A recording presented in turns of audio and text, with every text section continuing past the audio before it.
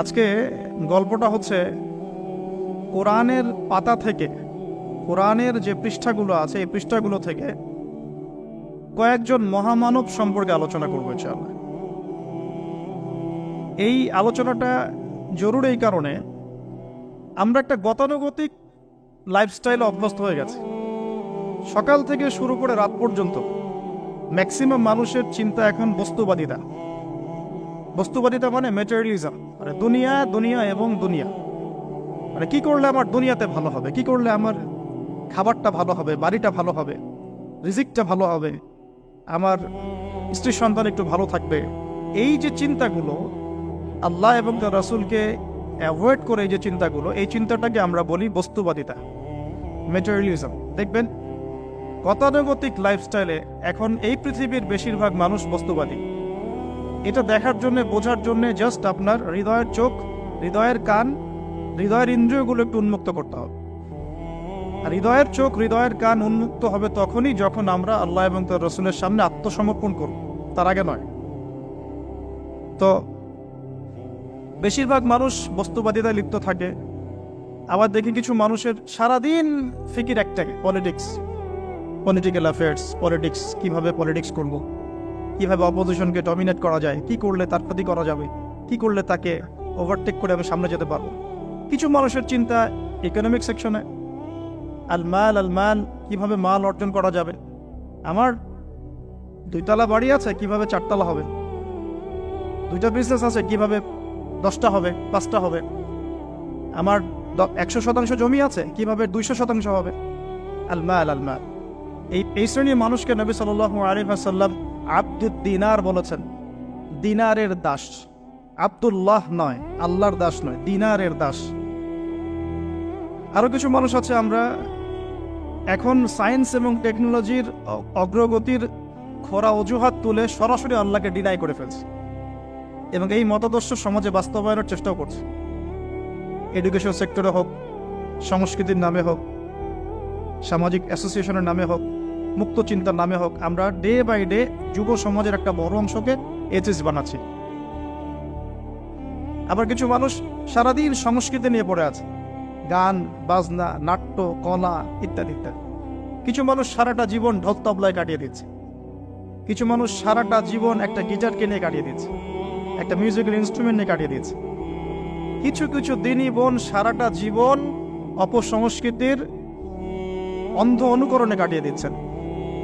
এবং আপনাদের কাছে, সরি ফর মাই ল্যাঙ্গুয়েজ, অনেক সময় মনে হচ্ছে সৌন্দর্যই সবকিছু। আল্লাহ রাব্বুল আলামিন হয়তোবা মনে হয় আমার বাহ্যিক সৌন্দর্য দেখেই বিচার করবেন আপনার। কিছু কিছু যুব সমাজ সারাদিন PUBG, free fire, mobile games, addiction, YouTubing, Facebooking, অস্থির অবস্থা, অস্থির। ঠান্ডা মাথায় 1 সেকেন্ড বসে চিন্তা করতে যাচ্ছে না যে তাকে আল্লাহ বা কেন সৃষ্টি করেছে। তো এরকম ভেরিয়াস কাইন্ডস অফ পিপল আমাদের এই সমাজের মধ্যে, যে কোনো কান্ট্রির দিকে আপনি তাকাবেন এই দৃশ্যটাই পাবেন। এর মধ্যে গুটি কয়েক কিছু মানুষ আপনি পাবেন, ওয়াকালিলুম মিন ইবাদিয়াশ শাকুর, আমার শুকরগুজার বান্দা, আল্লাহ বলেছেন খুব অল্প হবে। অল্প কিছু মানুষ ইসলাম চর্চা করার চেষ্টা করছে। আমি ওই সেন্সে কথা বলছি না যে সারা বিশ্বে 200 কোটি মুসলিম, 300 কোটি মুসলিম, 500 কোটি মুসলিম, বাংলাদেশে 90% মুসলিম, এই ধরনের গতানুগতিক পরিসংখ্যানে আমি বিশ্বাস করি না। যখন ইসলামের ডেফিনেশনটা আপনি আজকে বুঝে যাবেন বাসায়, তখন আপনি নিজেও চিন্তা করবেন যে আসলে আমরা মুসলিম আছি কিনা। সংখ্যা তো বসিয়ে দিলাম 90% মুসলিম, ঠিক আছে।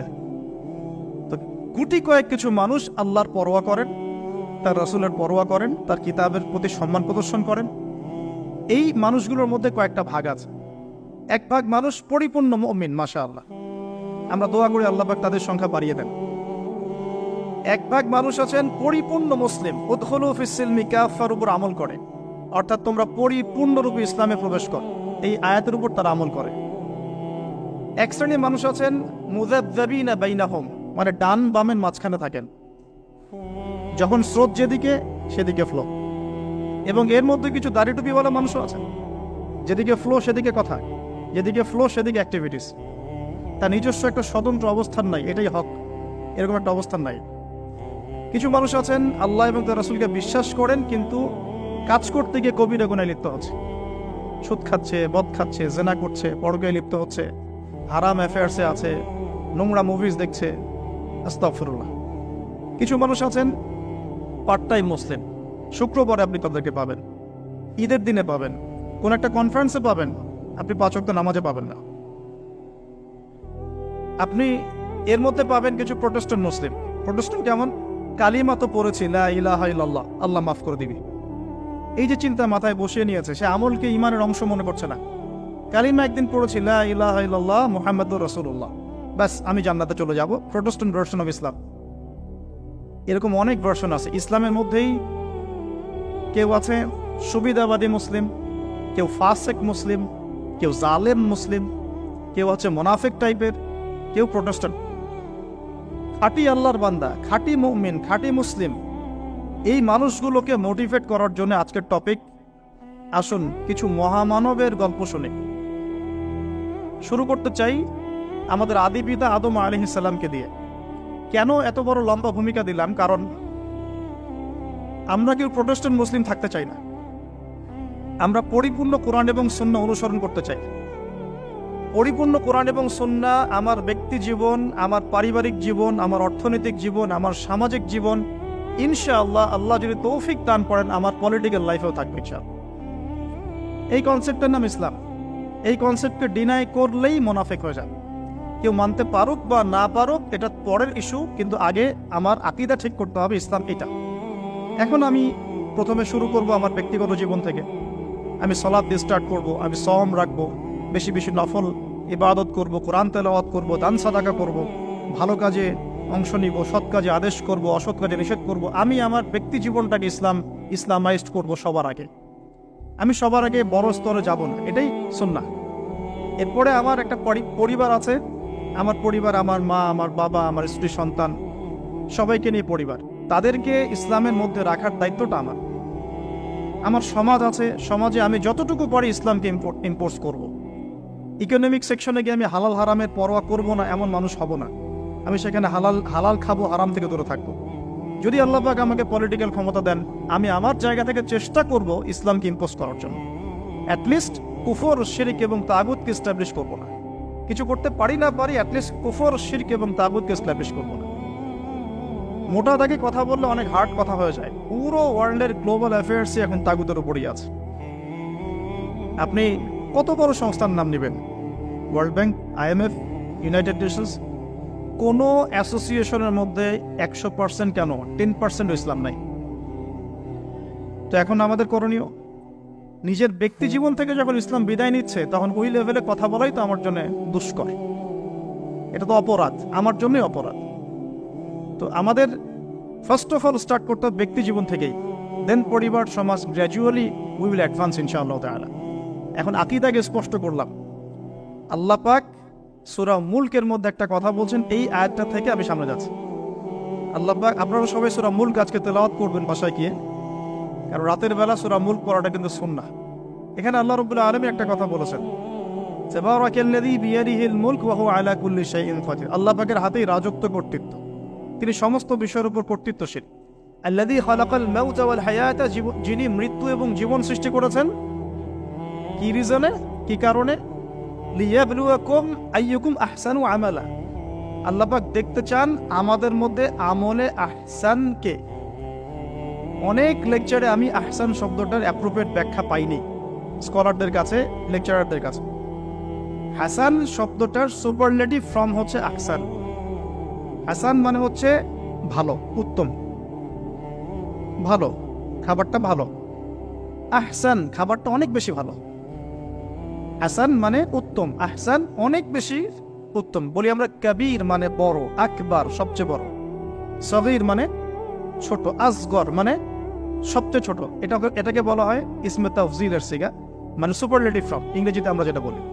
তো আল্লাহ পাক এই আয়াতে একটু খেয়াল করে দেখেন, আল্লাহ পাক কিন্তু আমাদেরকে গতানুগতিক মুসলিম হিসেবে দেখতে চাচ্ছেন না। আল্লাহ পাক বলছেন, আমি দেখতে চাই তোমাদের মধ্যে আমলে আহসানকে। ব্যাস এই শব্দটা যদি বুঝতে পারি আজকের আলোচনার ভিতরে ঢুকতে পারবেন সব। আমি কি আহসানটা বোঝাতে পেরেছি? আল্লাহ পাক দেখতে চান না আমাদের মধ্যে আমলে, আকীদায়, ইমানে, তাকওয়ায়, এগুলোতে গতানুগতিক কে। আল্লাহ পাক দেখতে চান আমাদের মধ্যে আমলে বেস্টকে, শ্রেষ্ঠটাকে। এখন কোরআনের পাতাগুলো যদি ঘেটে আমরা শেষ করি, একটা খতম দিই একটা মাসে, চেষ্টা করবেন 1 মাসে 1 খতম দেওয়ার জন্য, আল্লাহ তৌফিক দান করুন। প্রতিদিন 1 পারা করে পড়লে 1 মাসে 1 খতম হয়ে যায়। আর বছরে অন্তত একবার পুরো কোরআনটা অর্থসহ পড়তে হবে। পারা যাবে ইনশাল্লাহ? বছরে অন্তত একবার পুরো কোরআনটাকে অর্থসহ আমরা পড়ার চেষ্টা করি। এই পাতাগুলো যদি আমরা উল্টাই তাহলে দেখব কোরআনের মধ্যে আল্লাহ রাব্বুল আলামিন কাফেরদের কথা বলেছেন, জালেমদের কথা বলেছেন, ফাসিকদের কথা বলেছেন, মুত্তাকি মুমিন মুসলিমদের কথা বলেছেন। এবং আল্লাহ পাক যে শব্দটা চাচ্ছেন আমাদের কাছে আহসান, এই আহসান কিছু মানুষের কথা আল্লাহ পাক কোরআনে বলেছেন। আজকে ওইটাই গল্প। সূরাতুল বাকারার আয়াত নাম্বার 207-8, এই দুটো আয়াত একটু পড়ে দেখবেন। আল্লাহ পাক বলছেন ওয়ামিনান নাস, বা'দা আউযু বিল্লাহি মিনাশ শাইতানির রাজিম, ওয়ামিনান নাস, আল্লাহ বলছেন মানুষের মধ্যে কিছু মানুষ আছে, সবাই না। ওয়ামিনান নাস, মানুষের মধ্যে কিছু মানুষ আছে যারা কিনা মাইয়াশরি নাফসাহু বিতিগা মারদাতিল্লাহ, যেই মানুষগুলো আল্লাহ পাকের সন্তুষ্টির জন্য তাদের নফসটাকে বিক্রি করে দিয়েছে। সুবহানাল্লাহ, চারটাখানি কথা না কিন্তু। মানুষের মধ্যে আল্লাহ কিন্তু সূরা বাকারায় বলেছেন শুরুর দিকে, মানুষের মধ্যে কিছু মানুষ আছে যারা মুমিন, কিছু মানুষ আছে যারা কাফের, কিছু মানুষ আছে যারা মুনাফিক, শুরুর দিকে পাবেন। এখানে আল্লাহ পাক বলছেন মানুষের মধ্যে কিছু মানুষ আছে যারা তাদের নফসটাকে আল্লাহর সন্তুষ্টির জন্য বিক্রি করে দিয়েছে। সুবহানাল্লাহ, মানে তাদের জীবনের মূল থিমটাই হচ্ছে আল্লাহ পাকের সন্তুষ্টি অর্জন করা। কোনো কিছুকেই তারা আল্লাহর সন্তুষ্টির উপর প্রাধান্য দিবে না। যদি কোটি টাকার অফার আসে হারাম, সে সেটা রিজেক্ট করবে, আল্লাহ নারাজ হবে। একটা সুন্দরী মেয়ে যদি সেনার অফার করে, সে রিজেক্ট করবে, কারণ সে আল্লাহকে ভয় করে। সে আল্লাহ পাকের জমিনের উপরে গায়রুল্লাহ বা কুফফারদের, তাগুতদের কোনো লস ইমপ্লিমেন্ট করতে পারবে না, কারণ সে আল্লাহকে ভয় করে। সে ইকোনমিক লাইফে হালাল হারামের পরোয়া করে চলবে, কারণ সে আল্লাহকে ভয় করে। সে তার পরিবারে পর্দা এস্টাবলিশ করবে, বিকজ সে আল্লাহকে ভয় করে। মানে মাইয়াশরি নাফসাহু ইবতিগা মারদাতিল্লাহ, আল্লাহ পাকের সন্তুষ্টির জন্য নিজের নফসটাকে, জান মাল সবকিছুকে বিলিয়ে দিয়েছে। এই মানুষগুলোর সম্পর্কে আল্লাহ বলছেন ওয়াল্লাহু রাউফুম বিল ইবাদ, এই মানুষগুলোর প্রতি আল্লাহ পাক রাউফ হবেন, কোমল নরম সফট হয়ে যাবে। সুবহানাল্লাহ, কোমল নরম সফট মানে কি? কিয়ামতের মাঠে ডাকা হবে, এই গুনাহগুলো করেছিলে? জি আল্লাহ, আমি এই গুনাহগুলো করেছি। আল্লাহ পাক পর্দা দিয়ে দিবেন, পর্দার পরে বলবেন যে দুনিয়াতে তোমার এই গুনাহগুলো আমি গোপন করে রেখেছিলাম, আজকেও সবগুলো গোপন করে দিলাম, জান্নাতে চলে যাও। আল্লাহু রাউফুম বিল ইবাদ, আল্লাহ পাক তার বান্দার প্রতি রাউফ, কোমল হবে। দুনিয়াতে রাউফ কেমন? যে কোনো বিপদ আপদ বালা মুসিবতে সেই ব্যক্তি হাঁটু গেড়ে আল্লাহর কাছে চাবে, আল্লাহ আমার এই সমস্যা, আল্লাহ আমার এই সমস্যা, আল্লাহ আমার এই সমস্যা। আল্লাহু রাউফুম বিল ইবাদ, আল্লাহ পাক ওই বান্দার প্রতি সফট, কোমল হয়ে যাবে। এগুলোর অনেক প্রমাণ আমি আমার জীবনও পেয়েছি। এগুলো আমি পাবলিকলি বলতে পারবো না, আর আপনি ব্যাখ্যা করতে পারবো। আর এমন কিছু বিষয় আছে যেগুলো আসলে মানুষকে বলেও বোঝানো যায় না। বড় বড় স্কলারদের কিতাব এখন যখন পড়ি, তারা বলেন কি বলবো, তোমরা তো বুঝবেই না। মানে এমন একটা লেভেলে মানুষ চলে যায় যে ওই লেভেলের কথা সবাইকে বোঝানো যায় না। কিভাবে বলবো, কিভাবে ব্যাখ্যা করব, কোন আবেগ নিয়ে আসবো, কোন শব্দ নিয়ে আসবো, আমি আপনাকে বোঝাতে পারবো না। এরকম একটা অবস্থান থাকে। একজন সাহাবীর নাম বলি আলী ইবনে আবি তালিব রাদিয়াল্লাহু আনহু। আপনি তার পুরো জীবনী পড়লে তাকে খুব সফট পাবেন, নিজেকে গোপনকারী পাবেন, খুব বেশি উচ্ছ্বাস প্রকাশকারী পাবলিক ফিগার। হ্যাঁ, এই যে আমরা শো অফ, নিজেকে জাহির করা, আপনি পাবেন না তাকে। এবং তিনি শেষ জীবনে কি বলেছেন জানেন? শেষ জীবনে বলেছেন যে যে জ্ঞান আমি নবী সাল্লাল্লাহু আলাইহি ওয়াসাল্লামের কাছ থেকে পেয়েছি, সেগুলোকে সুষ্ঠুভাবে বন্টন করার মতো কাউকে পেলাম না জীবনে। একটা লেভেল থাকে মানুষের আল্লাহ পাকের মারিফত লাভের, যে লেভেলে গিয়ে মানুষ সবার সাথে আমভাবে কিছু বলতে পারে না। তা আমি ওই লেভেলে কিছু ফিল করছি, কিছু নির্যাস পাচ্ছি যে আমি আপনাকে বোঝাতে পারছি না। যাই হোক, আল্লাহ পাক রউফ মানে এত সফট হবেন, জীবনের যে কোনো পদে আপনি আল্লাহকে ডাকবেন, আল্লাহ আপনার ডাকে তাৎক্ষণিক সারা দিকে যান ইনশাআল্লাহ, ইনশাআল্লাহু আযজা ওয়া জাল। এখন পাতাগুলো ঘাটলে আমরা প্রথম এইরকম কোন মানুষকে পাই যারা নিজের নফসটাকে আল্লাহর জন্য উৎসর্গ করে দিয়েছেন? 1 নাম্বার পাচ্ছি আমরা আমাদের আদি পিতা আদম আলাইহিস সালাম। আজকে ডিটেলস আয়াত বাই আয়াত বলার সময় পাচ্ছি না, তবে আমি সামারি বলছি, আপনারা একটু বাসায় পড়ে নেবেন। আদম আলাইহিস সালামকে আল্লাহ রাব্বুল আলামিন নিজের হাত দিয়ে সৃষ্টি করেছেন। সুবহানাল্লাহ। এখন আল্লাহ পাকের হাত কি, কেমন, কিভাবে ব্যাখ্যা করতে পারবো না, এবং এই ব্যাখ্যা করা আমাদের জন্য জরুরি নয়। আল্লাহ পাক যা বলেছেন বাস, কোনো কিছুর সাথে সাদৃশ্যপূর্ণ নয়, কোনো কিছুর এক্সাম্পল তার সাথে শোভনীয় হবে না। জাস্ট আল্লাহ পাক বলেছেন খলাকতু বিয়াদাই, আমি আদমকে সৃষ্টি করেছি আমার 2 হাত দিয়ে, বাস এই পর্যন্ত ফুল স্টপ। এগুলো হচ্ছে কোরআন সুন্নাহর কিছু মূলনীতি। আল্লাহ পাক বলেছেন আর রহমান আলাল আরশ ইস্তাওয়া, রহমান আরশের উপরে সমুন্নত। কোন হালতে কি অবস্থায় আছেন ব্যাখ্যা করতে পারবো না, দরকার নাই, ফুল স্টপ। আদম আলাইহিস সালামকে সবচেয়ে বড় যে নিয়ামত আল্লাহ পাক দিয়েছেন সেটা হলো আদম আলাইহিস সালামকে আল্লাহ পাক তার পক্ষ থেকে ইলম শিক্ষা দিয়েছেন। সুবহানাল্লাহ। আল্লাহ পাক প্রথমেই তাকে সৃষ্টি করে ফেরেশতাদেরকে দিয়ে সিজদা করার নাই। আল্লাহ পাক তাকে আগে জ্ঞান শিক্ষা দিয়েছেন। সূরা বাকারা শুরুর দিকে আছে ওয়া আল্লামাল আদামা আসমাআ কুল্লাহা, আমি আদমকে যত রকম জ্ঞান আছে, আসমাআ কুল্লাহা মানে যত রকম নাম এবং জ্ঞান আছে সবই শিখিয়েছি আদম আলাইহিস সালামকে। উম্মাহ আজকে পিছিয়ে পড়েছে আদম আলাইহিস সালাম এই মহামানবের জ্ঞানতাত্ত্বিক সুন্নত না নিয়ে। আজকে আমরা লেকচার শুনতে চাই, ইউটিউব ফেসবুক থেকে দিন শিখতে চাই, আমরা জ্ঞান অর্জন করতে চাই। আপনি একটা লেকচারে ডাকেন, আপনি 2-3 লাখ লোক পাবেন। বাংলাদেশেই তো হচ্ছে 2-3-4-5 লাখ লোক, কিন্তু আপনি 5 লক্ষ লোককে 6 মাস একটা সিস্টেমেটিক সিলেবাস দিয়ে পড়াশোনা করতে বলেন, দে উইল ডিনাই। শুরু করে দেন, দেখবেন তার মধ্যে 10 জন বাকি আছে, বাকি সবাই রিজেক্ট করেছে। উম্মার সবচেয়ে বড় সমস্যা এখন, ইয়াংদেরকে স্পেশালি বলছি, জ্ঞানতাত্ত্বিক রেভলিউশনের ঘাটতি আছে। আমরা অনেক কিছু করতে চাই, অনেকে দাওয়ার কথা বলেন, জিহাদ ফি সাবিলিল্লাহর কথা বলেন, ইসলাম প্রতিষ্ঠার কথা বলেন, জ্ঞান অর্জন করতে চান না। ইলম অর্জন ছাড়া আপনি কিছুই করতে পারবেন না দিনের জন্য।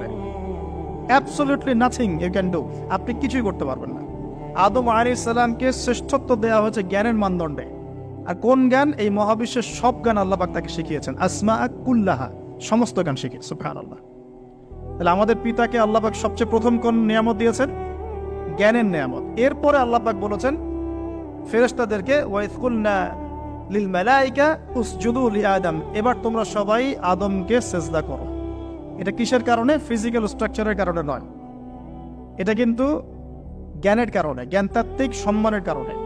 আর এই সিজদা সম্মানের সিজদা ছিল। এরপর আমরা জানি যে আদম আলাইহিস সালামকে জান্নাতে রাখা হয়েছে। সেখানে ওই যে ফেরেশতাদের মধ্যে লুকিয়ে থাকা জিন যার নাম ইবলিস, সে সিজদা করে নাই। ইবলিস কিন্তু ফেরেশতা ছিল না, এটা ভুল কথা। ইবলিস কানা মিনাল জিন্নি ফাফাসাকা আন আমরি রাব্বিহ, ইবলিস ছিল জিন জাতির একজন যে তার রবের আদেশকে লঙ্ঘন করেছিল। ইবলিস ফেরেশতা ছিল না, এটা ভুল কনসেপ্ট। এমন না সে ফেরেশতা ছিল পরে শয়তান হয়ে গেছে, না, সে কখনোই ফেরেশতা ছিল না, সে জিন জাতির একজন ছিল। বিকজ এই পৃথিবীতে মানুষের আগে জিন জাতির অবস্থান ছিল, এর পূর্বে হয়তো আরো কিছু ছিল, আমরা জানি না, আল্লাহ পাক গোপন করে দিয়েছেন, আমরা জানি না। এখন ইবলিস সিজদা করেনি কেন? বিকজ সে বলেছিল খলাকতানি মিন নার ওয়া খলাকতাহু মিন তিন, আমাকে সৃষ্টি করেছেন আপনি আগুন দিয়ে, আদমকে সৃষ্টি করেছেন মাটি দিয়ে, কেন আমি আদমকে সিজদা করব? সে আদমকে সিজদা না করে এটা প্রমাণ করতে চাচ্ছে যে আল্লাহ আপনি ভুল, আমি সঠিক। নাউজুবিল্লাহ। এটাকে বলা হয় বাতিল কিয়াস, বাতিল কিয়াস, ভুল কিয়াস।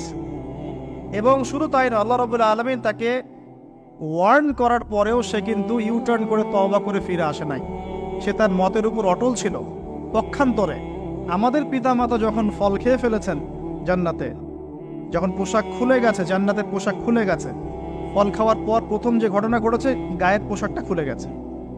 দেখেন, সর্বপ্রথম আমাদের পিতামাতাকে জান্নাতে ফেরেশতাদের সামনে ইবলিস নগ্ন করে দিয়েছে। এটা ছিল আমাদের প্রতি ইবলিসের সবচেয়ে বড় আঘাত।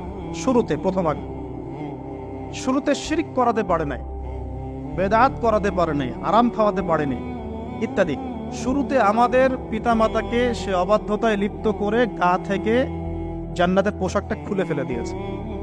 এখান থেকে আমাদেরকে বুঝতে হবে আজকের এই গ্লোবাল সোসাইটিতে আমরা যে নগ্নতার এই ভয়াল থাবা এবং প্রদর্শনী দেখছি, এটা ওই আসমানের ওই যে ইবলিসের যে চক্রান্ত তার এই জমিনে বাস্তবায়ন হচ্ছে। বুঝাতে পারিনি মনে হয়, আল্লাহ মাফ করুন।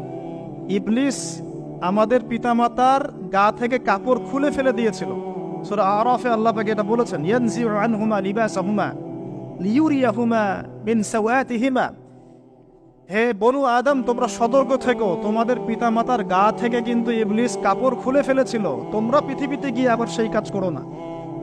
তাহলে এখন আমরা একটু বুঝতে চেষ্টা করি, ইন্টেলেকচুয়াল অডিয়েন্স সবাই আমরা, আমাদের ক্রিটিক্যাল থিঙ্কার্স দরকার। তাহলে এখন যে সোসাইটির মধ্যে নগ্নতার বেহায়াপনার সয়লাভ চলছে, every single city and country, কি including Dhaka, the city of Akhiruzzaman, সেটাও দেখেন কোথায় আপনি মানে শালীনতা পাচ্ছেন। ইসলামিক কান্ট্রি হিসেবে আলহামদুলিল্লাহ এখানে অনেক কিছু পান, ওয়ার্ল্ডের অন্যদিকে তাকিয়ে দেখ। তার মানে ইবলিসের ওই এজেন্টটা এখন পৃথিবীতে কিছু মানুষ বাস্তবায়ন করছে, তাদের সাথে ইবলিসের একটা যোগসূত্র আছে আদর্শিক।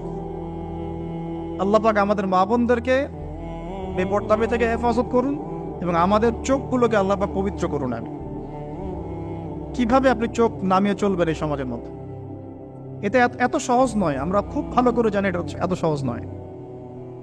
তো দেখুন, অনেক ভিতরে চলে যাচ্ছি। আদম আলাইহিস সালাম হাওয়া আলাইহিস সালামকে সর্বপ্রথম নগ্ন করে দিয়েছে ইবলিস। তারা কিন্তু তওবা করে ফিরে এসেছেন। কি সেটা? রব্বানা, আমরা বলি রব্বানা যালামনা আনফুসানা ওয়া ইল্লাম তাগফির লানা ওয়া তারহামনা লানাকুনান্না মিনাল খাসিরিন। যখনই আমাদের পিতামাতা বুঝতে পারলেন যে তারা একটা ভুল করে ফেলেছেন, তখন তারা তওবা করে ইউটার্ন করলেন আল্লাহর দিকে, যেই কাজটা ইবলিস করে নাই। এই কাজটা ইবলিস না করার কারণে সে কাফের হয়ে গেছে, চিরস্থায়ী জাহান্নামী হয়ে গেছে। আর এই তওবা করে ফিরে আসার কারণে আমাদের পিতামাতা জান্নাতি হয়ে গেছে। আল্লাহ পাক এই কারণেই তার রাসূলের মাধ্যমে জানিয়েছেন যে প্রত্যেক আদম সন্তান, কুল্লু বানি আদম খাত্তা, প্রত্যেক বনু আদম হচ্ছে পাপী। আমরা সবাই পাপী, আমরা সবাই পাপী। পাপের তো শেষ নাই আমাদের, আল্লাহ মাফ করুন। ওয়া খায়রুল খাত্তাইন আত-তাওয়াব, যারা তওবা করে ফিরে আসে এরাই হচ্ছে শ্রেষ্ঠ পাপী। জীবনের যে কোনো সময় যদি কেউ খালেস ভাবে আল্লাহর দিকে তওবা করে ফিরে আসতে পারে, আল্লাহ পাক এক মুহূর্তের মধ্যে তার আমলনামার সমস্ত গুনাহ মাফ করে নেকি দিয়ে পরিবর্তন করতে পারে। এগুলো হাদিস থেকে বলছি, ডিটেলস বলতে পারছি না আমি, কোডগুলো। তো এখন এই মহামানবের জীবন থেকে আমরা কি শিখলাম? দেখুন, তাকে আল্লাহ পাক ইলমের নিয়ামত দিয়েছেন। তার মানে আমরা যদি গতানুগতিক মুসলিম না হয়ে এক্সট্রা অর্ডিনারি মুসলিম হয়ে আল্লাহর সাথে সাক্ষাৎ করতে চাই, দুনিয়াতে বেঁচে থাকতে চাই, পরকালে জান্নাত চাই, তাহলে আমাদেরকে আগে ইলমের চর্চা করতে হবে। এবং এই জ্ঞানের চর্চা মানে ক্লাসিক্যাল সিলেবাসে আপনাকে পড়াশোনা করতে হবে, শুধু একটা লেকচার শুনে নয়, ফেসবুক ইউটিউব থেকে তো মোটেই নয়। এখান থেকে মাঝে মাঝে কিছু নলেজ নেওয়া যায়, কিন্তু এগুলো কখনো কনস্ট্রাকটিভ নলেজ নয়। বরেণ্য উলামায়ে কেরাম যারা থাকবেন আপনাদের বেস্ট পসিবল ওয়েতে, তাদের কাছে গিয়ে পরামর্শ করে বইপত্র পড়তে হবে। আদারওয়াইজ আপনার মেমোরি এবং জ্ঞানটা বিক্ষিপ্ত হয়ে যাবে। এখনকার ইয়াং জেনারেশনের অন্যতম সেরা প্রবলেম হচ্ছে তাদের মস্তিষ্ক বিক্ষিপ্ত। তাদের মস্তিষ্কে কনস্ট্রাকটিভ কোনো সিলেবাসের পড়াশোনা নাই। আজকে এই বই, কালকে ওই বই, কালকে আদনান ভাইয়ের লেকচার, পরশুদিন আজহারি ভাইয়ের লেকচার, তারপরের দিন আরেক ভাই, তারপর আরেক ভাই। আবার সমাজে তো এক একজন এক এক কথাও বলছে, তখন তার মাথাটা পুরো পাজলড, হ্যাঁ, ম্যাসাকার্ড। এই মাসালা এটা বলছেন, ওই মাসালা ওইটা, তাহলে ওইটা কি হবে, ওইটা কি হবে? সলিউশন হচ্ছে ক্লাসিক্যাল ইসলামিক সিলেবাস পড়াশোনা করতে হবে। আমি খুব শর্ট করে গেলে সাবজেক্টগুলো বলে দিই আপনাদের। 1 নম্বর, ফার্স্ট অফ অল কোরআনুল কারীম। কোরআনুল কারীমের মধ্যে থাকবে authentic recitation, translation, Quranic grammar এবং অ্যারাবিক ল্যাঙ্গুয়েজ, 4টা বিষয়। তারপর থাকবে হাদিস নবী সাল্লাল্লাহু আলাইহি ওয়াসাল্লাম। হাদিসের মধ্যে সহজ হাদিসের কিতাবগুলো পড়তে হবে। ফর এক্সাম্পল মিশকাতুল মাসাবির, রিয়াদুস সালিহিন, বুলুগুল মারাম, আপনার ফয়জুল কালাম, হাদিসে আরবাঈন, এরকম কিতাবগুলো আগে, তারপরে আস্তে আস্তে আস্তে আপনি কঠিন কিতাবের দিকে যাবেন। তবে এগুলো ওস্তাদ ছাড়া হয় না। এরপর দরকার হচ্ছে সিরাত, নবী সাল্লাল্লাহু আলাইহি ওয়াসাল্লামের পবিত্র জীবনী। এই জীবনী যার জানা নাই, সে তার জীবনটাকে রাসূলের সিরাতের আলোকে মেলাতে পারবে না। এবং দ্বীন ইসলাম নিয়ে কিছু করতে চাইলে রাসূলের সিরাতের সুন্নাহ মাফিক করতে পারবে না। এরপর দরকার ইকোনমিক্সের জ্ঞান, ইসলামিক ইকোনমিক্স অবশ্যই। তারপরে দরকার হচ্ছে ইসলামিক ইতিহাসের জ্ঞান, ফিকহের জ্ঞান, আকীদার জ্ঞান, উসুলের জ্ঞান, এভাবে একটা কনস্ট্রাকটিভ সিলেবাস দাঁড়ায়। তারপরে গিয়ে একজন মানুষের জ্ঞানটা পাকাপোক্ত হবে। সময় লাগুক না, 10 বছর, 15 বছর, 20 বছর। আমরা দোয়া করি আল্লাহর কাছে, আল্লাহ পাক আগামী পুরো 20 বছর আমাদেরকে পড়াশোনা করার তৌফিক দান। পড়তে থাকবো। আমাদের বেশি কথা বলার দরকার নেই, পড়তে থাকবো, জানতে থাকবো। এখন তাহলে আমরা আজকে প্রথম একটা লেসন পেলাম, গতানুগতিক মুসলিম না হয়ে এক্সট্রা অর্ডিনারি মুসলিম হতে হলে প্রথমে এই মহামানবের জ্ঞানতাত্ত্বিক শিক্ষা নিতে হবে, ইলমের মেহনত হবে ইনশাআল্লাহ তাআলা। আল্লাহ পাক আমাদের সবাইকে জ্ঞানের মেহনত করার তৌফিক দান করুন এবং আমাদের পরিবারে জ্ঞান প্রতিষ্ঠার তৌফিক দান করুন, আমাদের বাচ্চাদের মধ্যে সেই জ্ঞান প্রবেশ করানোর তৌফিক দান করুন। আর প্রয়োজন হচ্ছে তাওবাহ। আদম আলাইহিস সালাম ভুল করেছেন, আমরাও ভুল করি, কিন্তু শয়তানের পাল্লায় পড়ে ভুল করলেই তার তাবেদারি করতে হবে না, বরং যখনই আমাদের স্মরণ হবে আমরা ইউটার্ন করবো আল্লাহর দিকে তওবা করে। দ্বিতীয় মেসেজ হচ্ছে বেশি তওবা ইস্তেগফার করব। দিনে কমপক্ষে 100 বার পড়তে পারি আস্তাগফিরুল্লাহাল্লাযী লা ইলাহা ইল্লা হুয়াল হাইয়ুল কাইয়্যুম ওয়া আতুবু ইলাইহি, অথবা এতটুকু অ্যাটলিস্ট আস্তাগফিরুল্লাহ ওয়া আতুবু ইলাইহি, ব্যাস এতটুকু। নবী সাল্লাল্লাহু আলাইহি ওয়াসাল্লাম দিনে 100 বার তওবা করতেন, কোন হাদিস এসেছে 70 বার তওবা করতেন। এরপর একটু সামনে যাই, কোরআনের পাতা উল্টালে দেখবো আরেকজন নবীর নাম আসে, আরেকজন মহামানবের নাম, তার নাম হচ্ছে নূহ আলাইহিস সালাম। এই মানুষগুলো যাদের কথা বলছি তারা কিন্তু কেউ গতানুগতিক মুসলিম ছিলেন না, তারা এক্সট্রা অর্ডিনারি মুসলিম ছিলেন। আমি তাদের থেকে নলেজ নিচ্ছি। এবার আসি, কোরআনের পাতা একটু সামনে গেলে দেখবো আরেকজন নবীর নাম চলে আসে, নূহ আলাইহিস সালাম। নাম শুনেছেন? সামারি 950 বছর দিনের দাওয়াত দিয়েছেন। সুবহান। এক্সট্রা অর্ডিনারি মুসলিম হতে হলে আমাদেরকে দাওয়াতি কাজ করতে হবে, তার আগে ওই যে জ্ঞান অর্জন করতে হবে। এই দাওয়াতি কাজটা হবে মধ্যম পন্থায়, শৈথিল্যতাবাদ না, চরমপন্থা না, মধ্যমপন্থী থাকবো ইনশাআল্লাহ। এখানে অনেক সময় মধ্যমপন্থী থাকতে গিয়ে কিছু মানুষ হিকমতের দোহাই পেরে শৈথিলতাবাদী হয়ে যায়। আমি মনে বুঝাতে পারি না, কিছু মানুষ মধ্যম পন্থার দাওয়াতের কথা বলেও হিকমতের দোহাই দিয়ে কখনো কখনো শৈথিলতাবাদী হয়ে যান। এটাও ঠিক, ওটাও ঠিক, এটাও চলে, ওটাও চলে, এদিকে চলে আসে। আবার কিছু মানুষ মধ্যম পন্থার কথা বলে অনেক সময় খুব ওভার এগ্রেসিভ পদক্ষেপে চলে যান। দুটোই উম্মার জন্য ক্ষতিকর। এই জন্যই ক্লাসিক্যাল ওলামায়ে কেরামের সাথে পরামর্শ ভিত্তিক চলাফেরা করা উচিত, তাহলে তারা ডাইরেকশন দিতে পারবেন যে কোনটা এই প্রেক্ষাপটে করা উচিত, কোনটা করা উচিত। তো নূহ আলাইহিস সালামের জীবন থেকে আমরা শিখছি দাওয়াতের মেহনত করতে হবে। এটা আমি আজকেও শিখলাম নতুন করে। নিজের মতোই মনে হলো যে আমার সামনে যে ভাই গাড়ি ড্রাইভ করছেন তাকে তো দুটো কথা বলতে পারতাম, কেন বললাম না? যে ইমামের পিছনে নামাজ পড়ে আসলাম তাকে তো দুটো কথা বলতে পারতাম, কেন বললাম না? বলতে পারতাম যে ইমাম সাহেব আপনি শুনুন, নবী সাল্লাল্লাহু আলাইহি ওয়াসাল্লাম বলেছেন দুনিয়ার সবচাইতে নিকৃষ্ট চোর হচ্ছে সে ব্যক্তি যে রুকু সেজদা ঠিক মতো আদায় করে না। চুরি করলে চোরের হাত কেটে ফেলতে হয়। যদি কেউ আমার ফোনটা চুরি করে, ইসলামিক লস কি বলছে? তার হাতটা কেটে ফেলতে হয়। আর নবীজি বলছেন সবচেয়ে নিকৃষ্ট চোর সে ব্যক্তি যে ব্যক্তি রুকু সেজদা ঠিক মতো আদায় করে না। তো আমরা এরকম দাওয়াতের অনেক ক্ষেত্র পাই। নিজেও ফিল করলাম যে না, আসলে মনে হয় আমি পরিপূর্ণ দায়ী হতে পারছি না। আমি তো এই যে বিমানে আসলাম তার কেবিন ক্রুদেরকে দাওয়াত দিতে পারতাম, অ্যাটলিস্ট শালীনতার একটা আয়াত শোনাতে পারতাম যে এই পোশাকগুলো মেয়েদের পরা উচিত নয়। যে পোশাকটা আপনি পরে আছেন, আকাশে উঠছে, সুবহানাল্লাহ, 1 সেকেন্ডের মধ্যে প্লেন ক্র্যাশ করতে পারে। পসিবল? Not possible. 1 সেকেন্ডের মধ্যে। সেখানে আমি কিভাবে আল্লাহর জিকির বাদ দিয়ে বেহায়াপনায় লিপ্ত হতে পারি? বিশ্বাস করেন, হয়তোবা আমি একটু দুর্বল মনের মানুষ কিনা জানি না, কিন্তু আমি এয়ারে উঠলে আমার সবসময় ফিকির থাকে লা ইলাহা ইল্লাল্লাহ লা হাওলা ওয়ালা কুওয়াতা ইল্লা বিল্লাহ আস্তাগফিরুল্লাহ ওয়া আতুবু ইলাইহি। মানে আমি মনে হয় যে আল্লাহ পাক ধরে রেখেছেন আমাকে, এটা ফিল করে আল্লাহ ধরে রেখেছেন বলে যেতে পারছি। ওখানে আমরা কিভাবে নগ্নতা প্রদর্শনী করতে পারি, কিভাবে করতে পারি? তো দাওয়াতের অনেক ক্ষেত্র সামনে আসে। আপনার সন্তানকে, আপনার স্ত্রীকে, আপনার প্রতিবেশীকে, ড্রাইভারকে, সবজিওয়ালাকে আমরা দাওয়াত দিতে পারি। বাট আমি মনে হচ্ছে যে আমি আসলে কথাটা বলছি বড় গলায়, আমি এখন নিজেও এটা হতে পারি না। আল্লাহ পাক আমাদেরকে হওয়ার তৌফিক দান করুন। নূহ আলাইহিস সালাম 950 বছর দাওয়াত দিয়েছেন। একটা খালি এক্সাম্পল দিচ্ছি, তিনি সূরা নূহের মধ্যে আল্লাহ পাক বলেছেন, নূহ আলাইহিস সালাম আল্লাহকে বলছেন, রব্বি, হে আমার রব, ইন্নী দাআউতু কওমি লাইলা ওয়া নাহারা, আমি আমার এই কওমকে প্রতিদিন প্রতি রাত দাওয়াত দিয়েছি। সুবহানাল্লাহ, প্রতিদিন প্রতি রাত। আজকে এসেছি, হয়তো 2-3 মাস পরে আপনাদের এখানে আবার আসতে পারি। প্রতিদিন প্রতি রাত কিন্তু আমি দাওয়াতি কাজ করতে পারছি না, আমরা কেউই করছি না। নূহ আলাইহিস সালাম বলছেন, আমি বিনা আজর, কোনো আজর ছাড়াই, কোনো স্বার্থ ছাড়াই, আল্লাহ, আমি আমার কওমকে দিন রাত দাওয়াত দিয়েছি। ওয়ালাম ইয়াজিদহুম দুআই ইল্লা ফিরারা, যখনই দাওয়াত দিয়েছি আমার দাওয়াত শুনে তারা খালি পৃষ্ঠ প্রদর্শন করেছে। কেউ মাথা ঢেকে ফেলেছে, কেউ মুখ কান বন্ধ করেছে, হ্যাঁ, কেউ আমাকে পাগল বলেছে, মজনুন বলেছে।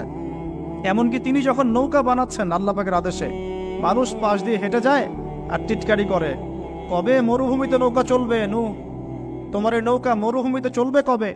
মানুষ টিটকারি মারে। তো এখনো দেখবেন স্ক্যাডোলজিক্যাল কথা বললে, আখিরুজ্জামানে কথা বলে অনেকেই মজা নেয়। কবে আসবে ক্যাশলেস সোসাইটি? বললাম তো চলে আসছে। কবে আসবে মালহামা? বলতে চলে আসবে। কবে আসবে বড় বড় ভূমিকম্প? আসছে, সবর করেন। তো নূহ আলাইহিস সালামের জীবন থেকে শিক্ষা আমরা দাওয়াত দিব। আমরা ফার্স্ট অফ অল জ্ঞান অর্জন করব, ক্লাসিক্যাল সিলেবাস পড়াশোনা করব, ওলামায়ে কেরামের সাথে সহবত রাখবো এবং দাওয়াতি কাজ করবো ইনশাআল্লাহ। এবং এখানে আমরা মধ্যমপন্থী থাকবো, নট চরমপন্থা, নট শৈথিল্যতাবাদ। নূহ আলাইহিস সালামের জীবন থেকে আরো দাওয়াত, দিন রাত দাওয়াতের মেহনত করা, দিন রাত দাওয়াতের মেহনত করা। আল্লাহ পাক আমাকে আপনাদের সবাইকে তৌফিক দান করুন। কতদিন? 950 বছর। কত বছর?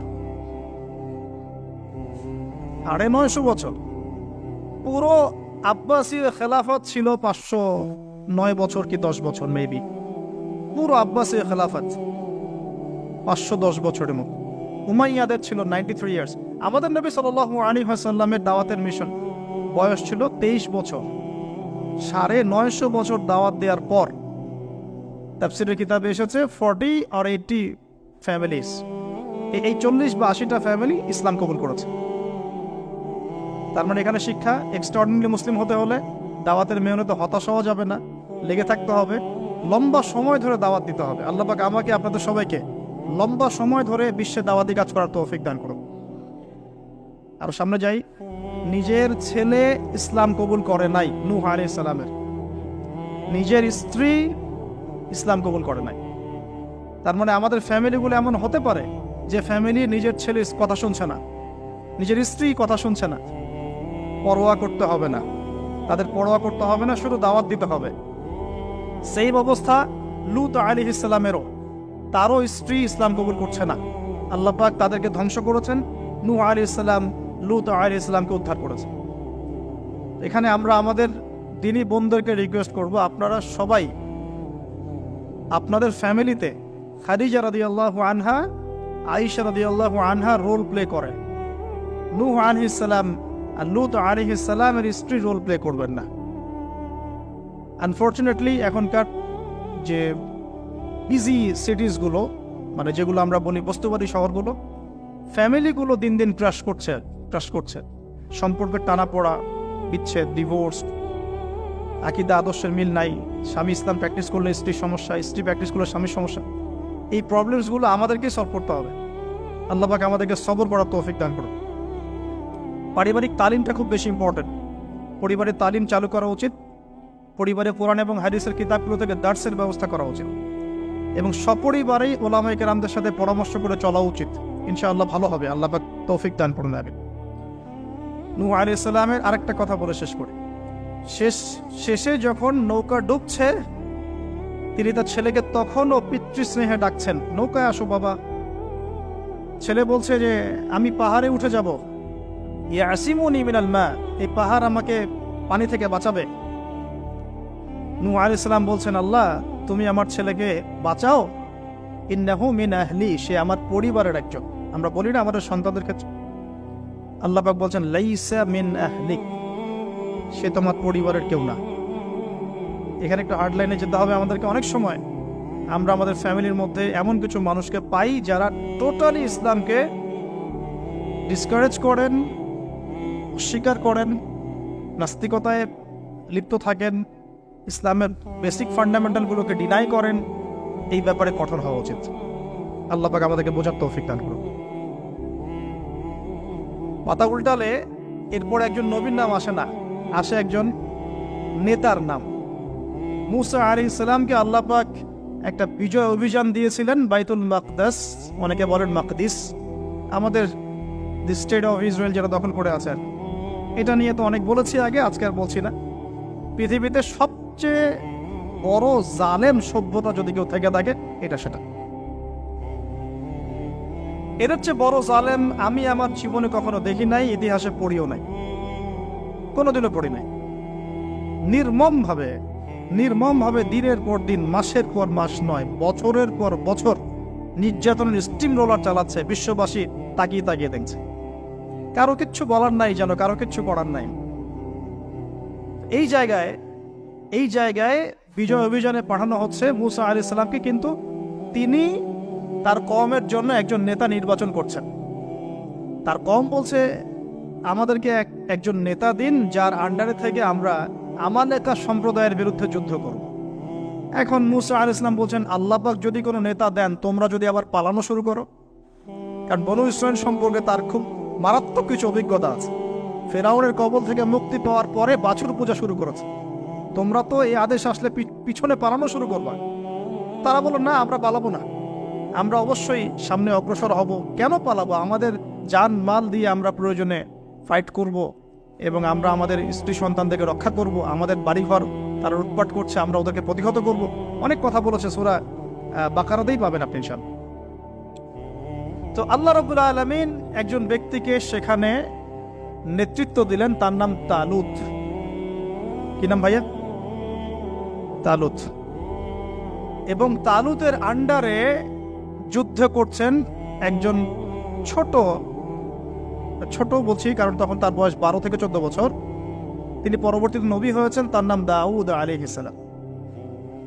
এই তালুত সম্পর্কে কি নসিহত, কেন এক্সট্রাঅর্ডিনারি মুসলিম হওয়ার সাথে কি সম্পর্ক? কোরআনের পাতা উল্টালে তালুত সম্পর্কে দুটো কথা পাওয়া যায়। বনু ইসরাইল বলছেন যে তালুত নেতৃত্বের যোগ্য নয়, তার তো সম্পদ নাই, তার তো খ্যাতি নাই। আমরা তো এটাই বলি, নেতৃত্ব কখন আসে? খ্যাতি আছে আপনার, আপনি নেতা হওয়ার যোগ্য, সম্পদ আছে, আপনি নেতা হওয়ার যোগ্য। আমাদের থটস এরকম, এটা বনু ইসরাইলের ইহুদিদের থটস, ঠিক আছে? কিন্তু আল্লাহ পাক বলছেন, সূরা বাকারাতে আছে যে আল্লাহ রাব্বুল আলামিন তাকে দিয়েছেন বাসতাতাউ ফিল জিসমি ওয়াল ইলম। তালুতকে আমি নেতৃত্ব দিয়েছি কারণ তালুতকে আমি আল্লাহ দুটো নেয়ামত দিয়েছি। এক হচ্ছে শারীরিক ফিজিক্যাল শক্তি এবং সুস্থতা, এবং জ্ঞানের প্রজ্ঞার পারদর্শিতা। তাহলে নেতৃত্বের দুটো গুণ পেলাম, প্রজ্ঞা, জ্ঞান এবং শারীরিক সুস্থতা, শক্তি। এক্সট্রাঅর্ডিনারি মুসলিম হতে হলে আমাদের সবাইকে সুস্থ থাকতে হবে, ফিজিক্যালি স্ট্রং থাকতে হবে। এটার জন্য এখনকার লাইফস্টাইল ত্যাগ করতে হবে। You have to change your food habits and lifestyle. আমাদেরকে এক্সট্রাঅর্ডিনারি মুসলিম হতে হলে অবশ্যই ফিজিক্যালি ফিট থাকতে হবে। তালুতকে আল্লাহ পাক ফিটনেস দিয়েছেন, আর ফিটনেস কিভাবে আমরা রক্ষা করব আমরা বুঝবো। এটা খাওয়ার দাওয়ার, ঘুমানো, স্পেশালি ঘুমানো, ঘুম থেকে ওঠা, ফজরের পরে জগিং, প্রয়োজনে জিম, এবং ফুড হ্যাবিট চেঞ্জ করা। রাসূল সাল্লাল্লাহু আলাইহি ওয়াসাল্লামের প্রফেটিক লাইফস্টাইল ফলো করলে ইনশাআল্লাহ আমরা সুস্থ থাকবো। আল্লাহ পাক আমাদের সবাইকে, আমি সহ আপনাদের সবাইকে আল্লাহ পাক সুস্থতার নিয়ামত দান করুন, এবং আল্লাহ পাক আমাদের সবাইকে দীর্ঘ নেক হায়াত দারাজ করুন। এই হায়াতকে আল্লাহর দ্বীনের জন্য ব্যয় করার তৌফিক দান করুন। আরেকটা হচ্ছে ইলম, আবারও জ্ঞানের কথা আসলো। তালুতকে আমি জ্ঞান দিয়েছি। ইউতাল হিকমা, আল্লাহ পাক বলছেন যে ওয়ামা ইউতাল হিকমাতা ফাকাদ উতিয়া খায়রান কাসীরা, যাকে প্রজ্ঞা দেয়া হয়েছে তাকে প্রচুর প্রচুর প্রচুর কল্যাণ দেয়া হয়েছে। সুবহানাল্লাহ। পাতা উল্টাই সামনে যাই, এক্সট্রাঅর্ডিনারি মুসলিম ছিলেন আরেকজন, তার নাম হচ্ছেন দাউদ আলাইহিস সালাম, যিনি তালুতের বাহিনীতে যুদ্ধ করছেন। আমালেকা সম্প্রদায়ের মধ্যে অনেক বিশাল দেহি কিছু মানুষ ছিলেন, তার মধ্যে একজনের নাম জালুত। ওই জালুত নাকি একাই 100 জনের সাথে লড়াই করতে পারত। তো তালুত যখন নদী পার হচ্ছে তখন বলেছিল যে কেউ পানি খাবে না, শুধুমাত্র 1 ঢোক পানি খেতে পারবে। যে ব্যক্তি পানি খাবে ফালাইসা মিন্নি, সে আমার কিন্তু অন্তর্ভুক্ত হতে পারবে না। তাফসিরে আসছে মাত্র 313 জন সৈন্য পানি না খেয়ে থাকতে পেরেছে। ওই যে বদরে 313 জন, ঠিক তালুতের যুদ্ধেও 313 জন। এটা অনেকে জানে না, বদর যুদ্ধ হয়েছে 313 জন সাহাবী, তালুতের সাথেও ছিল মাত্র 313 জন। আর এদিকে আমালেকা সম্প্রদায়ের বিশাল বাহিনী। এখন আমালেকা সম্প্রদায়ের মধ্যে এক যোদ্ধা আছে, তার নাম জালুত, যে একাই 100 জনের সাথে লড়াই করতে পারে। আল্লাহ রাব্বুল আলামিন তার সাথে মোবারাজার জন্য দাউদ আলাইহিস সালামকে আদেশ করছে। দাউদ আলাইহিস সালামের বয়স তখন 14 বছর। বলা হচ্ছে তাফসীরের কিতাবে, দাউদ আলাইহিস সালাম দূর থেকে একটা গুলতি বলি আমরা, বাতুল গুলতি টাইপের, এগুলো নিক্ষেপ করে এটা সরাসরি তার এই দুই চোখের মাঝখানে গিয়ে লাগিয়ে দিয়ে তার ইন্তেকাল হয়ে গেছে, মৃত্যু হয়ে গেছে। জালুত শেষ। এটা দেখে আমালেকা সম্প্রদায় পিছনে পালানো শুরু করেছে। 313 জন নিয়ে এই মুসা আলাইহিস সালামের নেতৃত্বে, তালুতের নেতৃত্বে এই বাহিনী বাইতুল মাকদিস বিজয় করেছে। এই বাইতুল মাকদিসের হিস্ট্রি অনেক অনেক প্রাচীন। এরা তো এখানকার নতুন আবর্জনা, এরা এখানকার নতুন নব্য আবর্জনা, কারণ এর হিস্ট্রি অনেক লম্বা, অনেক লম্বা। এর হিস্ট্রি এত লম্বা যেটা নিয়ে একটা কিতাবই লেখা যায়, যে জেরুজালেমের হিস্ট্রি, এই ইতিহাস পড়ে দেখেন। তো যাই হোক, এখন দাউদ আলাইহিস সালাম থেকে আমাদের কি শিক্ষা আছে একটু দেখি। এক্সট্রাঅর্ডিনারি মুসলিম হতে হলে কি করতে হবে? দাউদ আলাইহিস সালাম সম্পর্কে আল্লাহ রাব্বুল আলামিন দুটো কথা বলেছেন। এক, আল্লাহ রাব্বুল আলামিনের কাছে দাউদ আলাইহিস সালামের নামাজ অনেক অনেক বেশি পছন্দের ছিল, এবং আল্লাহ রাব্বুল আলামিন দাউদ আলাইহিস সালামের রোজাটা অনেক বেশি পছন্দ করতেন। আমরা কি জানি তিনি কেমন করে রোজা রাখতেন? একদিন রোজা রাখতেন, পরের দিন রাখতেন না, তারপরে আবার রাখতেন, তারপর রাখতেন না, তারপর আবার রাখতেন, তারপর রাখতেন না। এইভাবে তিনি সারা বছর রোজা রাখতেন, সুবহানাল্লাহ। এবং রাতের বেলা এত চমৎকার করে জাবুর তেলাওয়াত করতেন আর নামাজে দাঁড়িয়ে থাকতেন, তার এই জাবুরের তেলাওয়াত শুনতে পাখি, অনেক তাফসীরে আসছে পাখি, মাছ, অন্য প্রাণী, তারা এসে চুপ করে বসে তার তেলাওয়াত শুনত। এগুলো কোনো গাল গল্প নয়। বিশ্বাস করেন, আল্লাহ পাকের এই পৃথিবীতে যত মাখলুক আছে সবাই আল্লাহর ইবাদত করে, সবাই। আল্লাহ পাক তো আমার নামাজের মুখাপেক্ষী নন। আসমান নামাজ পড়ছে, জমিন নামাজ পড়ছে, চন্দ্র সূর্য নামাজ পড়ছে, পাহাড় পর্বত নামাজ পড়ছে। একজন সুফি পীর সাহেবের সাথে সাক্ষাৎ হয়েছিল, তিনি বলেছেন যে আমাদের বডির মধ্যে যে কীট পতঙ্গগুলো থাকে সেগুলো তাসবিহ পাঠ করে। তা আল্লাহ পাক তো আমার নামাজের মুখাপেক্ষী নন। তো এখান থেকে এক্সট্রা অর্ডিনারি মুসলিম হতে হলে, আহসান হতে হলে আমাদেরকে নামাজ ঠিক করতে হবে। আল্লাহ পাক আমাদের সবাইকে দাউদ আলাইহিস সালামের মতো সুন্দর করে নামাজ পড়ার তৌফিক দান।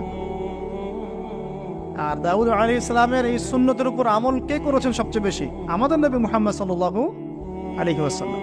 অ্যাট লিস্ট আমরা তার উম্মত, তার মতো করে নামাজটা তো পড়তে শিখব। বিশ্বাস করেন, এখন ম্যাক্সিমাম মসজিদ, আমি এখানকার অবস্থা জানি না, আমি আমার লোকালিটির কথা বলছি, ম্যাক্সিমাম মসজিদ বাইতুল্লাহ থেকে এখন বাইতুল নাস হয়ে গেছে। বুঝতে পারেননি? বাইতুল্লাহ মানে আল্লাহর ঘর, যেখানে আল্লাহর বিধান চলবে, আল্লাহর মতো, আল্লাহ যেভাবে সন্তুষ্ট হন সেই নামাজ চলবে। এখন চলছে বাইতুল নাস, মানুষের সন্তুষ্টির নামাজ, মানুষের সন্তুষ্টির নামাজ। মসজিদ কমিটির, অনেক মসজিদ কমিটির সভাপতি সব সুদখোর, ঘুষখোর, দুর্নীতিবাজ ভর্তি। ইমাম সাহেব কিছু বলতেও পারে না, বেচারা কি বলবে? বললেই তো চাকরি শেষ। একদিন এক ইমাম সাহেবের সাথে গল্প হচ্ছিল, তিনি বলছেন যে আমি ভাই প্রথম দিন খুতবা দিয়েছি সুদের উপরে, তারপরে আমাকে সুন্দর করে রিমান্ডে নিয়ে নিল আর কি কমিটি। তারপরে তওবার উপরে আমি আলোচনা করেছি, তওবার উপরে আলোচনা। এগুলো কিন্তু বাস্তবতা। বাইতুল নাস হয়ে গেছে মসজিদগুলো এখন। নামাজের কোনো আধ্যাত্মিকতাই পাচ্ছেন না আপনি, মারেফতই নাই। এই যে আমরা দাঁড়িয়ে বলি আউযু বিল্লাহি মিনাশ শাইতানির রাজিম মিন নাফখিহি ওয়া নাফসিহি ওয়া হামজিহি, কত পার্সেন্ট মানুষের অর্থ জানে? আমরা বলি বিসমিল্লাহির রহমানির রহিম, এই বিসমিল্লাহির রহমানির রহিম, বিসমিল্লাহ, খালি এতটুকু সিনটা শোনা যায়, বাকি আর কিছু শোনা যায় না। অথচ শুধু এই বিসমিল্লাহর প্রতি সম্মান প্রদর্শন করার জন্যে আল্লাহ পাক সাবার রানী বিলকিসকে ইসলাম কবুলের সৌভাগ্য দিয়েছিলেন। মনে আছে সুলাইমানের চিঠি? হয়তো অনেকে পড়েছেন। সুলাইমান আলাইহিস সালাম চিঠি দিয়েছেন, আমার কাছে আত্মসমর্পণ করো। তো রাজার পরিষদ সবাই বলছে আমরা উলুল কুওয়া, আমরা শক্তিশালী, আদেশ করেন লড়াই করব। বিলকিস বলছে না, ইন্নাহু মিন সুলাইমান, এটা সুলাইমানের পক্ষ থেকে আসছে। ওয়া ইন্নাহু বিসমিল্লাহির রহমানির রহিম, এখানে আছে পরম করুণাময় অসীম দয়ালু আল্লাহর নামে শুরু করছে। এই বিসমিল্লাহর প্রতি সম্মান প্রদর্শনের ওসিলায় আল্লাহ রাব্বুল আলামিন এই সাবার রানী বিলকিসকে এই ইসলাম কবুলের সৌভাগ্য দিয়ে দিয়েছেন। বিসমিল্লাহ ঠিক নাই তেলাওয়াতে, কোরআন তেলাওয়াত ঠিক নাই নামাজের মধ্যে, এক একটা হরফের উচ্চারণ কোথায় কি হচ্ছে কি বুঝতেই পারছি না আমরা। আলহামদুলিল্লাহ রাব্বিল আলামিন কি পড়লো আল্লাহই ভালো জানে। এটা কি মন্ত্র নাকি? আলহামদুলিল্লাহি রাব্বিল আলামিন একটা অনুভূতি আছে, একটা অর্থ আছে। সমস্ত প্রশংসা এই জগৎ সমূহের রব আল্লাহর জন্যে। আর রহমানির রহিম, যিনি পরম করুণাময় অসীম দয়ালু, একটা ফিলিংস আছে। মালিকি ইয়াউমিদ্দিন, যিনি বিচার দিনের মালিক। ইয়াকা না'বুদু, আমরা শুধু তোমার ইবাদত করি। ওয়া ইয়াকা নাস্তাঈন, শুধু তোমার কাছে সাহায্য চাই। একসাথে বলি আমরা নামাজে, ইহদিনাস সিরাতাল মুস্তাকিম, আল্লাহ আমাদেরকে সোজা সরল পথ দেখাও। কোথায় ফিলিংস? সিরাতাল লাযীনা আন'আমতা আলাইহিম, এই যে এক্সট্রাঅর্ডিনারি মানুষদের পথ দেখাও আমাদেরকে, যাদের প্রতি আপনি অনুগ্রহ করেছেন। গায়রিল মাগদুবি আলাইহিম, ওই মাগদুবদের পথ চাই না আল্লাহ। কোন মাগদুব? ইহুদি জাতি। ওয়ালা দাল্লিন, এবং দল্লিনদের পথ আল্লাহ চাই না। দল্লিন কারা? নাসারা। এখন দেখেন তো সারা ওয়ার্ল্ডের প্রত্যেকটা ডিপার্টমেন্ট কাদের? ইহুদি নাসারা, ইহুদি নাসারা, ইহুদি নাসারা, ইনক্লুডিং আমাদের বাথরুমের টয়লেটস, মানে বাথরুমের কমোড। আপনার আমাদের বাথরুম থেকে নিয়ে গ্লোবাল সিস্টেম কোনটা ওদের বাইরে আছে বলেন? ওদের ভালো জিনিস নেওয়া যাবে না এমনটা নয়, কিন্তু এমন নীতি আদর্শ নেওয়া যাবে না যেটা ইসলামের সাথে কনফ্লিক্ট হয়। কনফ্লিক্ট কি ইকোনমিক সেকশনে হচ্ছে না? রিবা কেন্দ্রিক ইকোনমিক সিস্টেম কি ইসলামিক? আল্লাহ সুবহানাহু ওয়া তাআলার ল বহির্ভূত পলিটিক্যাল সিস্টেম কি ইসলামিক? এটা নিজেই নিজেকে প্রশ্ন করি না, অ্যান্সার আপনি খুঁজে আপনার কবরে আপনি যান। কেউ কারোর সাথে লড়াই করছি না। এখন দেখুন, এই যে সূরা ফাতিহা, অর্থ বুঝলাম না, একটা সূরা পড়ে গেলাম, কুল হুয়াল্লাহু আহাদ। কি কুল হুয়াল্লাহু আহাদ মানে কি? এটা উচ্চারণই বা কেমন করে করতে হয়? কুল, বলুন, হুয়াল্লাহু আহাদ, তিনি আল্লাহ এক। এই যে কুল হুয়াল্লাহু আহাদ অনেকেই বলতে পারে না। কুল হুয়াল্লাহু আহাদ, এটা কি সব একসাথে মিলে একটা শব্দ? এখানে প্রস্রাব করিবেন না, কমা, নাকি করিলে জরিমানা হইবে, কমাটা চেঞ্জ করে দেন। এখানে প্রস্রাব করিবেন, না করিলে জরিমানা। তাহলে আমরা তো কোরআনকে এরকম বানিয়ে ফেলছি এখন। কুল আল্লাহু আহাদ মানে কি? আমি এগুলো নিয়ে বললে অনেক সময় চলে যাবে। আপনাকে হাতে সময় আছে? আচ্ছা, তো দেখেন, আমি নামাজ নাই ভাই, মসজিদে অ্যাপ্রোপ্রিয়েট নামাজ নাই। সব মসজিদের কথা বলছি না, ইল্লা মাশা আল্লাহ। অনেক মসজিদ এখন বাইতুন নাস হয়ে গেছে, মানুষের বাইত, আল্লাহর ঘর নাই, সূরা ঠিক নাই। এরপরে রুকু, এই যে রুকু করলাম, রুকুতে গিয়ে একটা বার সুবহানা রাব্বিয়াল আযীম বলারই সময় পাওয়া যাচ্ছে না। অন্তত 3 বার 5 বার 7 বার তো বলবে, বা 3 বার তো অ্যাটলিস্ট বলবে। এই উঠে সামি আল্লাহু লিমান হামিদা। লিমান হামিদা কি? লিমান হামিদা বলে কি কোনো শব্দ আছে? নতুন শব্দ বানালাম আমি একটা। সামি আল্লাহ, আল্লাহ তার কথা শোনেন। লিমান হামিদা, যে তার কথা, যে আল্লাহর প্রশংসা করে। সামি আল্লাহ, আল্লাহ তার কথা শোনেন। লিমান হামিদাহু, যে তার প্রশংসা করে। একটা অর্থ আছে তো, সামি আল্লাহ লিমান হামিদা। লিমান হামিদা মানে কি? প্রতিটা জায়গায় সমস্যা, প্রতিটা জায়গায় সমস্যা। নামাজ, এখানে আমি একটা কথা বলতে ভিতরে চলে আসি। নামাজের আমাদের তাসকিয়া উঠে যাচ্ছে, আধ্যাত্মিকত্ব পাচ্ছেন না। আপনি নামাজ নিজে পড়ে নিজে ফিল হচ্ছেন আপনি নামাজ পড়েছেন। সেজদায় গেলেন, সেজদা মনে হচ্ছে ব্যায়াম, টাপাস টাপাস।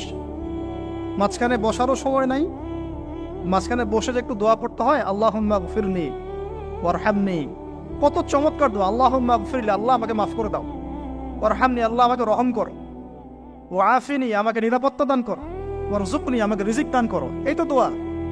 নামাজের দোয়া বাদ দিয়ে নামাজের পরে লম্বা দোয়া, হ্যাঁ, নামাজের মূল দোয়াই নাই। আর আমাদের বাংলাদেশে কিছু গ্রাম আছে, ওখানে আবার দোয়া নিয়ে যে মারামারি আর ক্যাচার। এক একজন বিড়ি ফ্যাক্টরির মালিক, বিড়ি ফ্যাক্টরি, তামাক ফ্যাক্টরি, ওরা মসজিদে গন্ডগোল করে, দোয়া হাত তুলে করবে না করবে না, মানে বাদ দেন। আল্লাহ হেফাজত করুন আমাদেরকে, আল্লাহ আমাদেরকে পরিপূর্ণরূপে নামাজ পড়া তৌফিক দান। নামাজের প্রত্যেকটা বিষয় বুঝে বুঝে পড়লে এত মজা লাগে, এত স্বাদ লাগে, আপনি নামাজে ডুবে যাবেন। আর নবী সাল্লাল্লাহু আলাইহি ওয়াসাল্লাম কিভাবে সারা রাত নামাজ পড়তে পারেন, রাতের একটা লম্বা অংশ কেমন করে নামাজ পড়তে পারতেন? কারণ তিনি তো ফিল করতেন কি পড়তেছেন, তার তো ক্লান্তি লাগতো না। তার পা কখন ফুলে গেছে তার টেরি নাই, টেরি পাচ্ছেন না তিনি। কেন সাহাবীদের পা থেকে তীর খোলা যেত? কারণ নামাজে দাঁড়িয়ে তারা ডুবে গেছেন আল্লাহর মতো। আল্লাহ আল্লাহ এটা তো বললে অনেকে আকীদার প্রশ্ন তুলবে। আসলে আল্লাহ পাকের সাথে আমি বিলীন হয়ে যাচ্ছে এখানে। এই বিলীন মানে কি? শারীরিক বিলীন। আমার মনন আল্লাহর প্রতি নিবদ্ধ হয়ে যাচ্ছে। এই তো নামাজ। এই নামাজ মেরাজুল মুমিন বলে না, আল্লাহর মুমিনদের জন্য মেরাজ। নামাজটাই তো মুমিনদের জন্য মেরাজ। মেরাজ মানে কি? সাক্ষাৎ, দেখা সাক্ষাৎ। আমাদের নামাজে তো আল্লাহর কোনো ফিলিংসই আসছে না। সেজদা করছে, সেজদায় নবীজি বলেছেন বেশি বেশি দোয়া করো, কারণ সেজদায় যে দোয়াটাই করবা কবুল হয়ে যাবে ইনশাআল্লাহ। তো সেজদায় তাসবিহ পড়ারই টাইম পাচ্ছি না, দোয়া করবো কখন? একটা দোয়া করতে গিয়ে দেখলাম ইমাম সাহেব তাশাহুদ শুরু করে দিয়েছে, আর আমি তাশাহুদ ধরতে গিয়ে দেখলাম তাশাহুদ শেষ করতে করতে সালাম শেষ, আমার দরুদ শরীফ বাকি আছে। তো ওই জন্য বিশ্বাস করেন আমি নামাজটা আবার দৌড়ায় পড়ে আসছি, মাগরিবের নামাজ। ছোট ভাইকে নিয়ে বললাম পাশে দাঁড়া, নামাজ হয় নাই। কেন হয় নাই? রুকু সেজদা করতে পারি নাই। নামাজ হবে কিভাবে? এক ওয়াক্ত নামাজ চলে গেল। এই এক ওয়াক্ত নামাজ কি আমার জীবনে আবার ফিরে আসবে কিনা? আর আপনারাই বলেন তো, কিয়ামতের মাঠে সবচেয়ে প্রথম কোন আমলের হিসাব হবে? আমার এই বড় বড় কথা, দিন কায়েম, জিহাদ, এই সেই, হাবি জাবি, অনেক বড় বড় কথা, নামাজ ঠিক নাই, কি হবে? ফায়দা আছে কোনো? এই জিনিসটা যদি আমাদের সমাজ থেকে আস্তে আস্তে বিদায় নিতে থাকে তাহলে তো সমস্যা। আল্লাহ পাক আমাদের সবাইকে পরিপূর্ণ নামাজি হওয়ার তৌফিক দান করুন। একটা কথা বলতে গিয়ে অনেক ভিতরে চলে আসলাম। দাউদ আলাইহিস সালামের নামাজ আল্লাহর কাছে অনেক প্রিয় ছিল, আর তার সওম রোজা আল্লাহর কাছে অনেক প্রিয় ছিল। আমাদের সবাইকে আল্লাহ পাক এই মহামানবের জীবন থেকে নামাজ শেখার তৌফিক দান করুন, রোজা রাখার তৌফিক দান করুন। এবং কোরআনে তিনি জাবুর তেলাওয়াত করতেন, এত মধুর সুরে তেলাওয়াত করতেন, পাখি এসে তার তেলাওয়াত শুনতো, মাছ এসে তেলাওয়াত শুনতো। আমাদের তেলাওয়াত তো মাশাআল্লাহ করলে মানুষ বিরক্ত হচ্ছে, আমাদের তেলাওয়াত শুনে মানুষ বিরক্ত হচ্ছে। তো আল্লাহর ওয়াস্তে আমি একটু রিকোয়েস্ট করি সবাইকে, আল্লাহর ওয়াস্তে আপনারা সবাই বিশুদ্ধ করে তার তিলের সাথে কোরআন তেলাওয়াত করা শিখবেন ইনশাআল্লাহ। 1 বছর সময় লাগে লাগুক, 2 বছর লাগে লাগুক, 3 বছর লাগে লাগুক, তিনি নিজে 7 জন ওস্তাদের কাছে কোরআন তেলাওয়াত করা শিখেছেন। এর কোনো শেষ নাই। চমৎকার করে, সুন্দর করে, মাধুর্যের সাথে কোরআন তেলাওয়াত করা শিখুন। আল্লাহ পাক আমাদের সবাইকে ডেইলি অন্তত 1 পারা করে তেলাওয়াত করার তৌফিক দান। এতে ইনশাআল্লাহ জীবনে বরকত হবে, হায়াতে বরকত হবে, রিজিকে বরকত হবে, আল্লাহর সাথে কানেকশন থাকবে, কোরআনের সাথে আপনার সম্পর্ক থাকবে। কোরআন কাল কিয়ামতে আপনার পক্ষে সাক্ষী দিবে। আল কোরআন হুজ্জাতুল লাকা ওয়া আলাইক, কোরআন আপনার পক্ষে সাক্ষী দিবে বা বিপক্ষে সাক্ষী দিবে। আল্লাহ রাসূল বলেন লা হাসাদা ইল্লা ইসনাতাইন, 2 জন ব্যক্তি ছাড়া কারো প্রতি ঈর্ষা করা জায়েজ নাই। এক, রাজুলুন আতাহুল্লাহুল কোরআন, এমন একজন ব্যক্তি যাকে আল্লাহ পাক কোরআন দিয়েছেন, সুবহানাল্লাহ। ইয়াকুমু বিহি আনা আল-লাইল ওয়া আনা আন-নাহার, যে কোরআন কেন্দ্রিক, সে দিনের বেলা আমল করে, রাতে তাহাজ্জুদের নামাজ পড়ে। আরেকজন ব্যক্তি রাজুলুন আতাহুল্লাহু মালান, একজন ব্যক্তি যাকে আল্লাহ পাক সম্পদ দিয়েছেন, ইউনফিকু বিহি আনা আল-লাইল ওয়া আনা আন-নাহার, এই টাকা পয়সা, মাল সম্পদ ইসলামের জন্য সে দিন রাত খরচ করে। এই 2 ব্যক্তি ছাড়া অন্য কারোর প্রতি ঈর্ষা করা যায়। আর এগুলো হাদিস তো অনেক শুনেছেন, প্রত্যেক হরফে 10 নেকি করে পাবেন। কোরআন আপনার পক্ষে সাক্ষী দিবে। সূরা বাকারা, যে ঘরে তেলাওয়াত করা হয় সূরা বাকারা, শয়তান সেই ঘর থেকে দূর দূর করে পালিয়ে যাবে।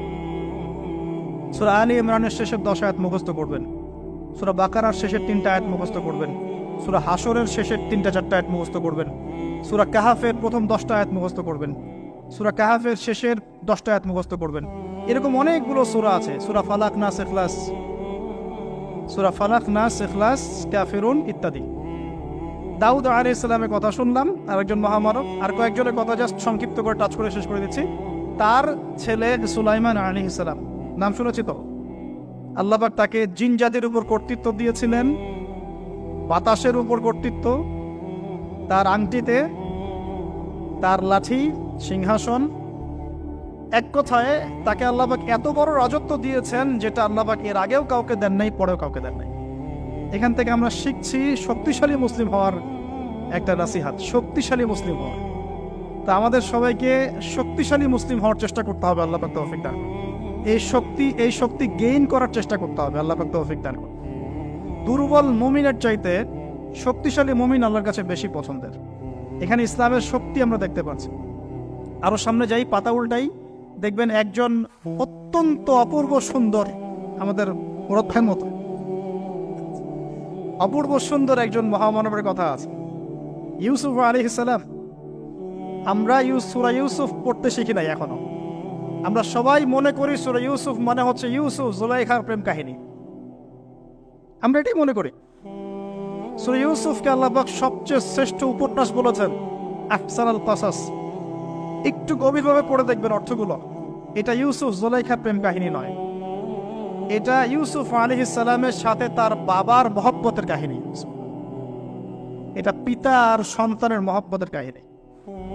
এত মহব্বত যে সন্তান 20 বছর আগে হারিয়ে গেছে, যে সন্তান কূপ থেকে রাজপ্রাসাদে, রাজপ্রাসাদ থেকে জেলখানায়, জেলখানা থেকে আবার মিশরের গভর্নমেন্ট মানে পলিটিক্যাল পাওয়ার এসেছেন, বাবা কিন্তু এটা জানেন না। কিন্তু সন্তান যখন একটা জামা পাঠিয়ে দিচ্ছে, জামা, এই কমিজটা নিয়ে যাও, আমার বাবার চোখে দিও, বাবা দৃষ্টি ফিরে পাবে। ওই কমিজ নিয়ে যখন কিছু মানুষ আসছে তার বাসার সামনে, তিনি বলছেন, ইন্নী লাআজিদু রিহা ইউসুফ, আমি আল্লাহর কসম ইউসুফের গন্ধ পাচ্ছি। এটা মারা বুঝতে পারবেন, সন্তানের গন্ধ পাওয়া যায়।